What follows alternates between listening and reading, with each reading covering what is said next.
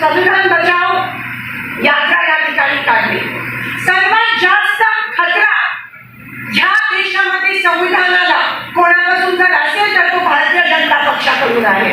अहो, ज्या पक्षाचे गृहमंत्री राज्यसभेत उभे राहून बोलतात की आंबेडकर आंबेडकर आंबेडकर ये फॅशन हो गया है, ह्याच्यापेक्षा मोठा तिरस्कार या देशात संविधानाचा आणि बाबासाहेब आंबेडकरांचा काय असू शकतो मला सांगा.